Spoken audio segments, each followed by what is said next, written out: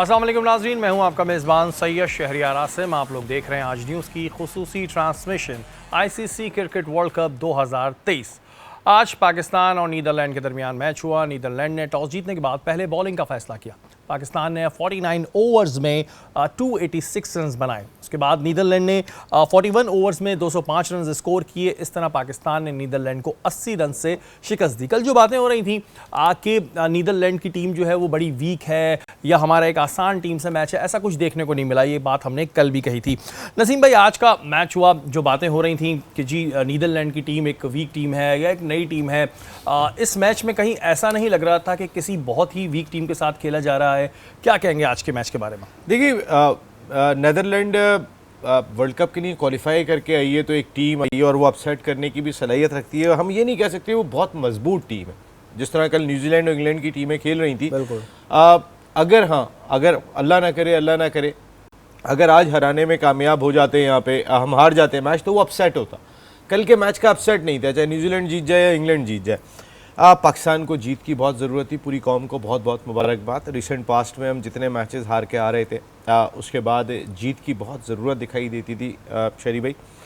लेकिन क्या इस परफॉर्मेंस से, ख़ासकर हमारे बैटर्स की परफॉर्मेंस से, हमारे बॉलर्स ने अभी तो सामने नीदरलैंड की बैटिंग थी, बेहतर बॉलिंग रही, लेकिन क्या इस टॉप ऑर्डर के साथ हम अपनी टीम को वर्ल्ड कप के सेमीफाइनल में देख रहे हैं? It's too early to say anything, लेकिन हम रिसेंट पास्ट की अपनी परफॉर्मेंस देख के आ रहे हैं। दोनों वार्म अप मैचेस में हमें शिकस्त का सामना करना पड़ा। हमारे बॉलर्स ने, जब न्यूजीलैंड और इंग्लैंड की ऑस्ट्रेलिया की टीमें आई, तो हमारी बॉलिंग ने 340 प्लस रन बनवाए दोनों मैचों में।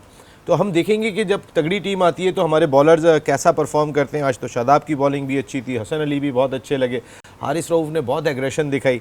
लेकिन हमारा टॉप ऑर्डर जो 1, 2, 3 बैटर्स है, बाबर आजम कम बैक करेंगे इंशाल्लाह। बाबर आजम एक क्लास का नाम है, हम उम्मीद यही करते हैं। टीम के कैप्टन भी हैं, वो फ्रंट से लीड करेंगे तो टीम की कारकर्दगी और अच्छी होगी।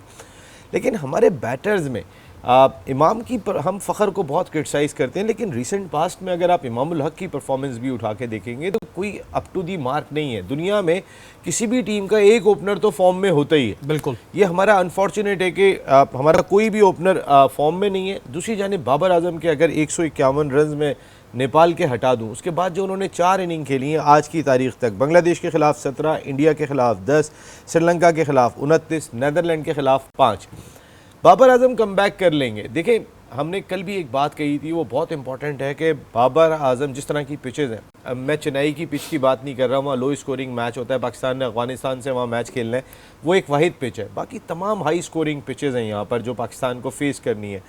हमारे टॉप ऑर्डर ने आज 286 रन नीदरलैंड की बॉलिंग के खिलाफ किए हमारे बैटर्स ने।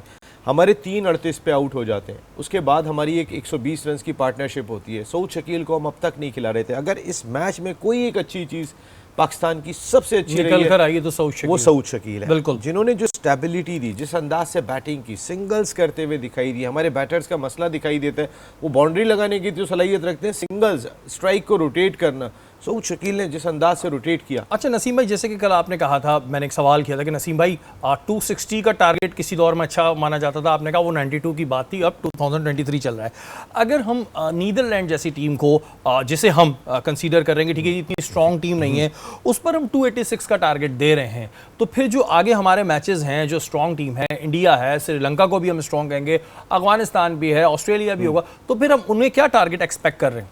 देखिए, बाबर आजम ने आज टॉस पे जो जुमला कहा ना, मेरे लिए बहुत सरप्राइजिंग था। बाबर आजम ने कहा, जब उनसे पूछा गया कि आप कितने रन बोर्ड पे एक्सपेक्ट कर रहे हैं, उन्होंने कहा 290, 300 प्लस। आपकी बॉलिंग 340 रन 2 मैचों में बनवा के आ रही है, आपको बैटिंग का मौका मिल रहा है नीदरलैंड के खिलाफ, आप कम से कम अपनी अप्रोच को तो बड़ा रखो। नहीं, एटलीस्ट 325 प्लस हमने जाना है और इससे नीचे हम नहीं सोचेंगे। हमारा इरादा यही है। देखिए, हम शेल में चले गए हारने के बाद, वो इंडिया के मैच के बाद उस तरीके से हम शेल से निकल नहीं पा रहे हैं, उससे निकलना होगा बहुत जल्दी पाकिस्तान। लेकिन नसीम भाई, ये तो बड़ा अच्छा मौका था उस शेल से निकलने का कि आज अगर हम देखते कि इनको बैटिंग का भी चांस दे दिया था, नीदरलैंड ने खुद कहा कि भाई जाएं आप पहले बैटिंग करें, और हम 350 स्कोर देखते तो वो एक बड़ा आपका जिसे कहते हैं मोमेंटम होता है। आतिफ, हमारे 3 ओपनर्स की जहाँ पर बात हो रही है, फ़खर को अगर हम देखते हैं, हम इस उम्मीद में रहते हैं कि जी फ़खर चलेंगे। हमने इंडिया के मैच में भी कहा, नसीम भाई ने भी कहा कि फ़खर को खिलाना चाहिए, लेकिन फ़खर कंटिन्यूसली जो रहा है वो उनकी परफॉर्मेंस नहीं आ रही है, तो फिर उनकी जगह ऑल्टरनेट में कौन है कि जिसको चांस दिया जाए, या फिर हम फ़खर से उम्मीद रखें भाई किसी मैच में तो स्कोर हो ही जाएगा? देखिए यही वही चीज़ आती है जब अब ऐसी सिचुएशन आ गई है। अब देखें आपके सामने पहले मैच में भी उसने फ़खर ने परफॉर्म नहीं किया, जो अब जो जिस तरह का आज मैच था, आज के मैच में तो फ़खर को कम से कम मेरे हिसाब से 150 रन तो करने चाहिए थे, क्योंकि जिस तरह की इनकी टीम थी, एक एज था में बड़ी टीम का, और इंडिया में फ्लैट पिचेस हैं, ट्रू पिचेस हैं, तो वहाँ पर आप एक्सपेक्टेशन कर सकते हैं कि बैट्समैन अच्छा, फ़खर जैसा प्लेयर जो स्ट्रोक प्लेयर है वो 150 की इनिंग खेल सकता है अगर 50 ओवर खेले अपने, तो वो अपने आप जो पिछला जो उसका बैकग्राउंड चल रहा है पिछले 5-6 मैचों में, तो वो भी कवर हो सकता था। लेकिन अब रिप्लेसमेंट में देखें, सिर्फ आपके पास एक अब्दुल्ला शफीक है बेंच के ऊपर, अब रिप्लेसमेंट भी नहीं है आपके पास। तो मैं वही कहता आ रहा था हर बात में कि यार रिप्लेसमेंट्स होनी चाहिए। अब आपके पास रिप्लेसमेंट में पीछे एक अब्दुल्ला शफीक है, अगर अब्दुल्ला शफीक को आप खिलाते हैं तो वो मेरे हिसाब से भी, मैं ये समझता हूँ कि जो वर्ल्ड कप की सिचुएशन है उसमें अब्दुल्ला शफीक अभी इतने मैच्योर नहीं है।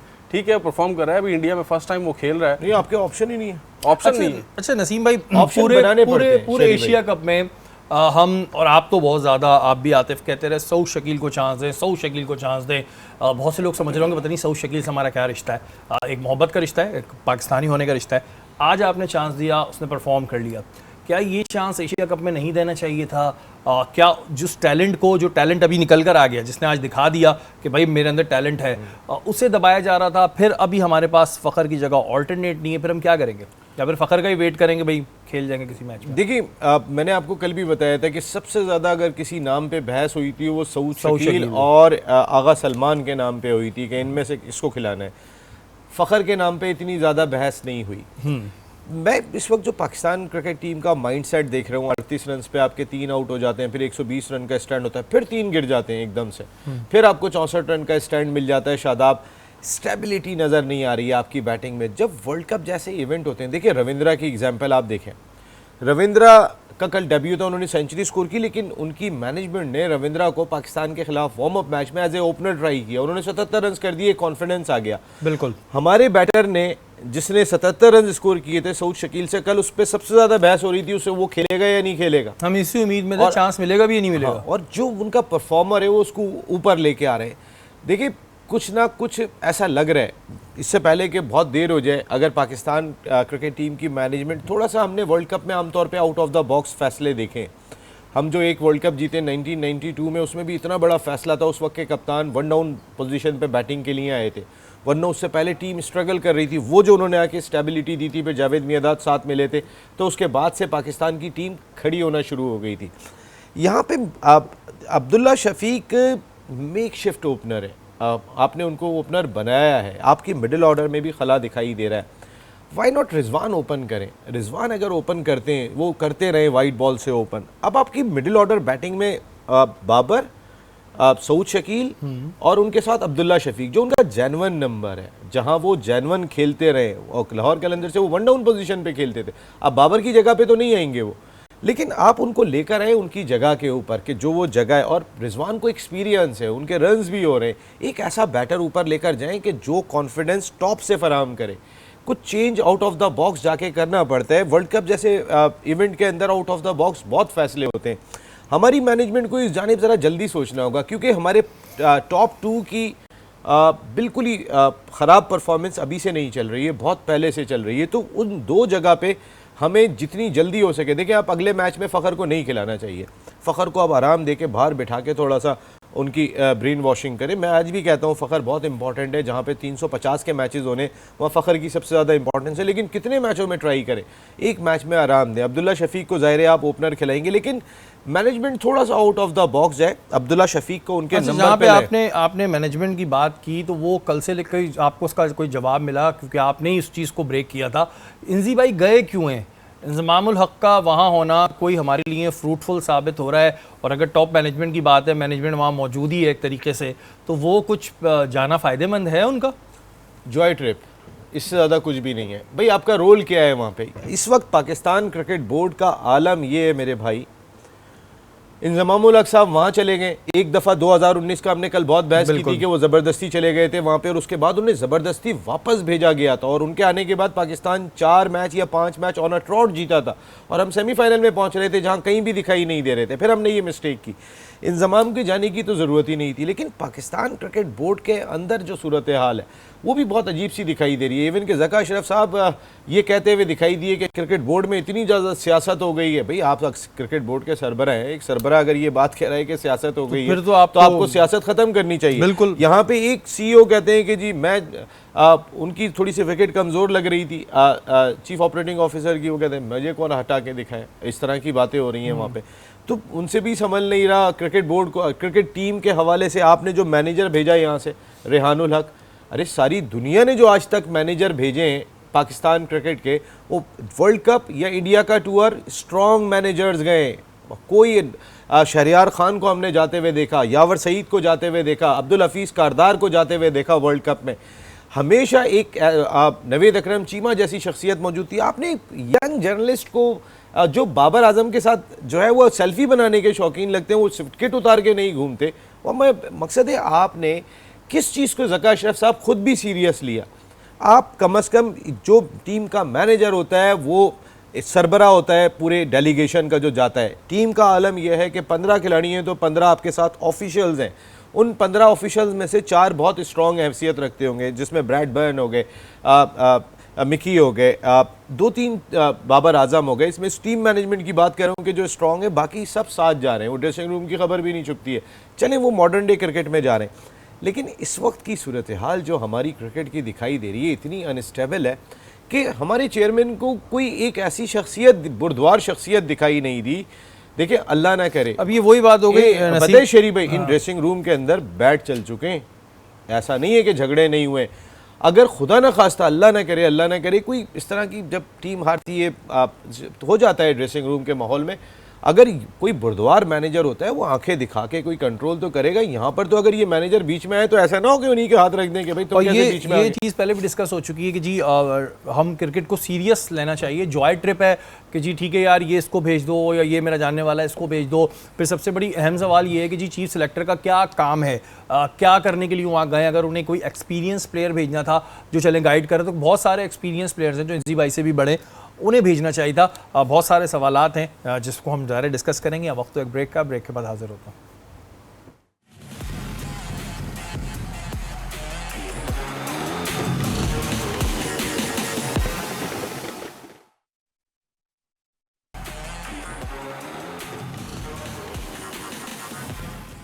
Welcome back. आप लोग देख रहे हैं आज न्यूज़ की खुसूसी transmission ICC cricket world cup 2023। Break से पहले बात हो रही थी जॉय ट्रिप के हवाले से। कुछ ऐसा लग रहा है कि वाकई में ये कोई जॉय ट्रिप चल रहा है। आप क्रिकेट खेलने गए लेकिन आप लोगों का फोकस क्रिकेट पे नहीं है। नसीम भाई, आज हमने एक चीज़ नोटिस की कि जब टॉस हुआ और रमीज़ राजा ने बाबर से बात की तो उन्होंने ये बात नहीं करी कि अब आपकी प्लानिंग क्या है, मैच क्या खेलने जा रहे हैं। उन्होंने ये पूछा कि इंडिया आपको कैसा ट्रीट कर रहा है। दूसरी तरफ हम देखते हैं कि PCB की तरफ से भी ये वीडियोस आ रही हैं कि वहाँ बिरयानी की तारीफ़ें हो रही हैं। बाबर किसी सिख लड़के से खड़े होकर अपनी पंजाबी में बात कर रहे हैं। हम क्रिकेट खेलने गए हैं या फिर हम इन चीज़ों को फोकस करने गए हैं? क्योंकि 8 टीमें और भी आई हुई हैं, किसी का ये चीज़ नहीं आ रही। हमने इसको एक वाकई में जॉय ट्रिप बना लिया कि जी आज बिरयानी की तारीफ़ कर दें, आज चाय की तारीफ़ कर दें, ये कर दें। ये क्या प्रॉपर वे है? समझ में नहीं आ रहा किस अंदाज से हम डील कर रहे हैं और किस अंदाज से वो हमें डील कर रहे हैं। ये दोनों बिल्कुल अपोजिट चीज़ें दिखाई देती हैं। 29 सितंबर को पाकिस्तान क्रिकेट बोर्ड, देखें पाकिस्तान टीम हैदराबाद दक्कन पहुंची। हैदराबाद दक्कन का क्राउड आज भी एक एक रन पे पाकिस्तान को सपोर्ट कर रहा था, एक एक विकेट पे पाकिस्तान को सपोर्ट कर रहा था। ये मैंने आपको पिछली दफ़ा भी बताया था कि उनके अवाम मोहब्बत करते हैं, अवाम बिल्कुल डिफरेंट है। लेकिन उनके क्रिकेट बोर्ड का रवैया क्या है, उनकी हुकूमत का रवैया क्या है? ना आपके अवाम को वीज़े मिल रहे हैं, जो शायकीन जाना चाहते हैं, ना साफ़ियों को वीज़े मिल रहे हैं। मकसद है कि ऐसा तो कभी भी नहीं हुआ, ना इंटरनेशनल क्रिकेट काउंसिल उनके मामले में कुछ बोल सकती है। वो वर्ल्ड कप की ओपनिंग सेरेमनी मुख्तलिफ करते हैं, वो IPL की ओपनिंग सेरेमनी मुख्तलिफ करते हैं। वर्ल्ड कप की ओपनिंग सेरेमनी में आवाम को आने की इजाज़त ही नहीं होती, वो बाहर ही घूम के चली जाती है। कि अहमदाबाद में थोड़ी आवाम है, कोई भी दिखाई नहीं दिया ओपनिंग सेरेमनी में। वो करते ही नहीं है, वो अपने ब्रांड को बनाने के लिए जाते हैं। वो एक ही बात करते हैं, मेड इन इंडिया। वो इंडिया के लिए बेहतर सोचते हैं। हम उनकी बिरयानी की तारीफ करें, रमीज़ राजा साहब जो है वो सवाल क्या कर रहे हैं आप स्टार्ट के अंदर कि आपको यहाँ पे मेहमान नवाजी कैसी मिल रही है। वो आपके साफियों को वीज़ा नहीं दे रहे, वो आपके लोगों को वीज़ा नहीं दे रहे। रमीज़ राजा साहब को एशिया कप के कमेंट्री पैनल से उन्होंने बाहर कर दिया था। रमीज़ राजा साहब इस वजह से कि जब जय शाह ने ये स्टेटमेंट दिया था कि एशिया कप में पाकिस्तान खेलने हम नहीं आएंगे, तो रमीज़ राजा साहब ने कहा हम भी नहीं आएंगे। उसके बाद से रमीज़ राजा साहब के तो मामलात ही सेटल नहीं हो रहे थे उनके साथ। एशिया कप में रमीज़ राजा को बाहर बिठा दिया, कमेंट्री नहीं करवाई। वर्ल्ड कप में लेके आए तो रमीज़ राजा साहब पहला सवाल यही कर रहे हैं कि आपको इंडिया में कैसी मेहमान नवाजी मिल रही है। 29 सितंबर को पाकिस्तान क्रिकेट बोर्ड की मैनेजमेंट कमेटी के सरबरा, क्रिकेट बोर्ड प्रेस रिलीज चलाता है, ये अगर हमारे लोग देख रहे होंगे हैरान होते हैं हम इस बात पे। ज़का अशरफ साहब ऐसे हाथ उठा के खड़े हो जाते हैं, दोनों जो इंडिया के मेहमान आए हुए थे राजीव शुक्ला और वो यहाँ से जाने के बाद वो एक बात कह के चले गए कि सारा मैंडेट हमारी हुकूमत के पास है।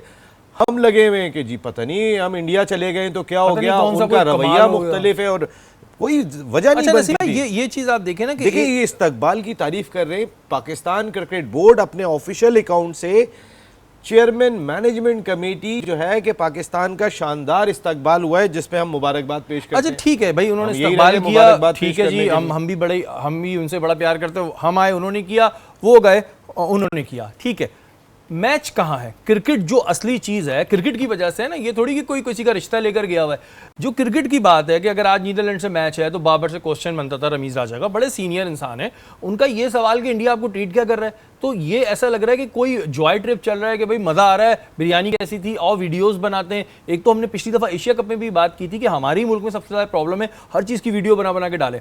इंडिया जाने से पहले जब इधर एक प्रेस कॉन्फ्रेंस हो रही थी तो बाबर से एक सवाल किया था, तो बाबर ने कहा अब मैं कोई सवाल का जवाब नहीं दूंगा, मैं उनके ग्राउंड में दिखाऊंगा और उस बात का जवाब दूंगा। तो ग्राउंड में तो आज उन्होंने कितने 5 रन दिखाए उन्होंने आज ग्राउंड में। भाई ग्राउंड में जो है ना वो रमीज राजा साहब ही खेलते हुए दिखाई दिए। इस सवाल के बाद तो ये सवाल बनता ही नहीं था। हम इंडिया को खुश करने में लगे होते हैं बहुत माजरत के साथ। हमें चाहे यूट्यूब चैनल पे व्यूज़ चाहिए हो या हमें जो है वो हमारी कोशिश होती है हम इंडिया को खुश करेंगे तो हमारा इसमें सर्वाइवल दिखाई देता है। आप जिसको देखेंगे, आप अब नाम लेना नहीं चाह रहा हूँ, सिर्फ एक रमीज राजा ही नहीं है।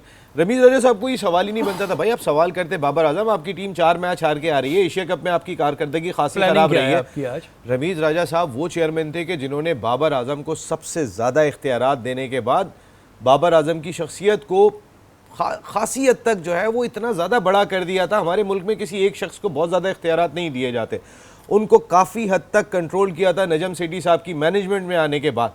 जब Shahid Khan Afridi chairman selection committee बने थे, कई सारे पैगाम दिए गए थे। उस वक्त जिन प्लेयर को शामिल नहीं किया जा रहा था, सख्त फैसले लिए गए थे। उसके बाद हारून रशीद साहब आए थे, उन्होंने भी उन फैसलों को काफ़ी हद तक बेहतर किया। लेकिन आखिरी दिनों में ऐसा लगा कि वो भी पाकिस्तान टीम की मैनेजमेंट के साथ थोड़ा सा दिखाई दिए। लेकिन इन लोगों ने बड़े सख्त फैसले लिए थे और पाकिस्तान की टीम बहुत कंट्रोल हुई थी।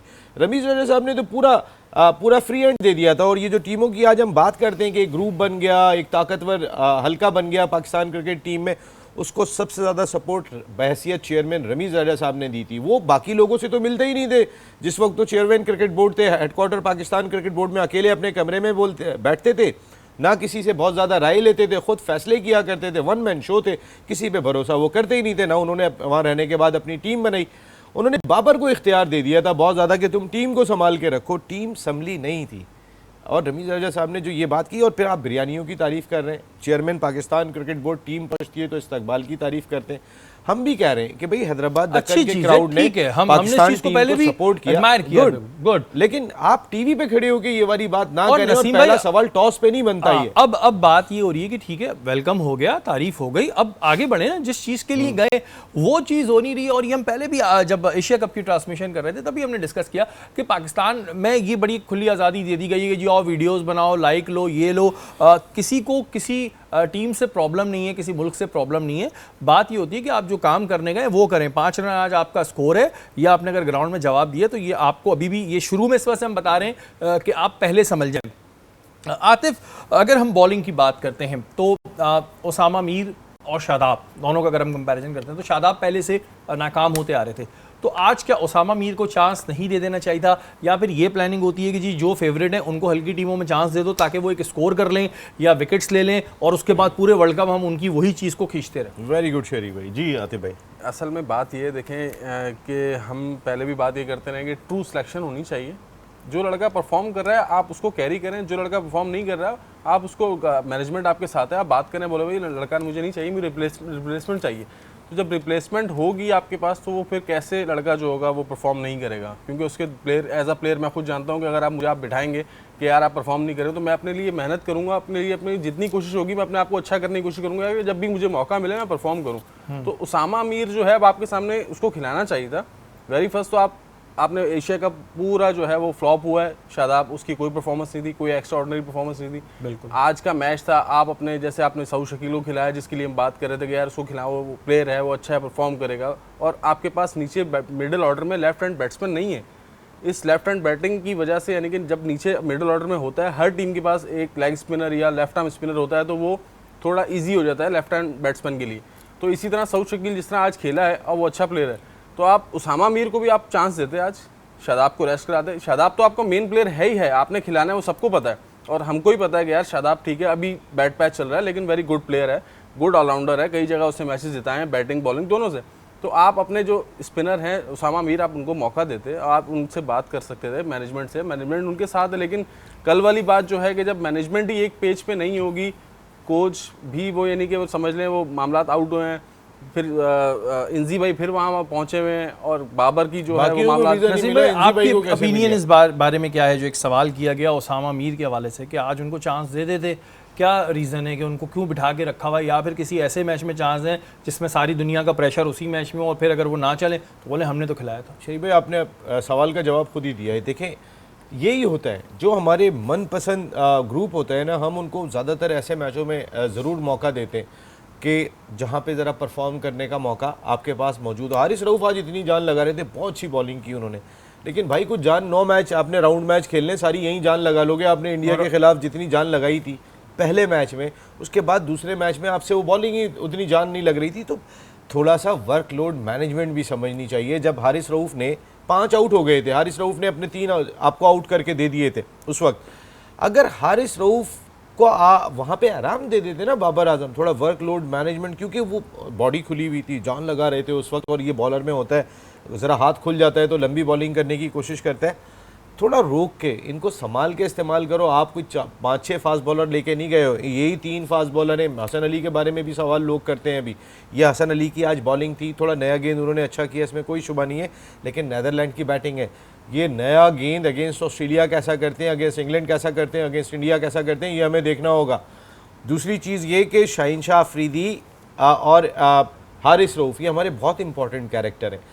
बाबर आजम और थिंक टैंक इनको ज़रा प्रॉपर तौर पे यूटिलाइज़ करने की कोशिश करे। इनको जो वर्कलोड मैनेजमेंट, सारी दुनिया इसको लेके चलती है, हमें इनको हर मैच में खिलाना है, क्योंकि हम वसीम जूनियर पे बहुत ज़्यादा चांस ले नहीं सकते हैं। अब जमान खान को हमने जो है वो ट्रैवलिंग रिजर्व बनाया हुआ है, जो हमारा बेहतर ऑप्शन था। इसी तरीके से उसामा मीर को खिलाना चाहिए था। थोड़ा सा आपके सवाल पे मैं वापस आ जाता हूँ कि जहाँ आपने शादाब को ज़ाहिर वाइस कैप्टन नहीं हटने दिया बाबर आजम ने, मैं आपको अंदर की खबर दे रहा हूँ, ये बड़ी डिस्कशन हुई थी टेक्निकल कमेटी में और बाकी जगहों पे, शादाब पे थोड़ा प्रेशर कम करो, क्योंकि वाइस कैप्टन की वजह से आप बाकी बॉलर्स को ट्राई नहीं कर पाते हैं। बाबर ने चेंज नहीं होने दिया था। ये चीज़ जो है ये बड़ा प्रॉब्लम क्रिएट करती है, तो इस चीज़ पे सोचना चाहिए ना कि आप बिरयानी की तारीफ करें, आप वहाँ के इस्तकबाल की तारीफ करें, ठीक है जी, पत्थर गोश्त बड़ा अच्छा मिलता है, पत्थर का गोश्त जो है ना हैदराबाद दक्कन में, मैं सानिया और शुएब की शादी में खाया, इतना बड़ा पत्थर होता है वो, समझ लें आप ज़मीन से इतना, और सुबह से उसके ऊपर गोश्त रखा जाता है, और उसके बाद जो है ना वो, अब आपने बता दिया तो वो उसकी भी वीडियो आप जल्दी देख लेंगे कि पत्थर गोश्त की वीडियो माशाल्लाह फिरदौस आशिक अवान साहिबा ने भी जितना खाया था वो मुझे याद है, इतना लजीज था। यहाँ वक्त तो ब्रेक के बाद हाजिर होता है।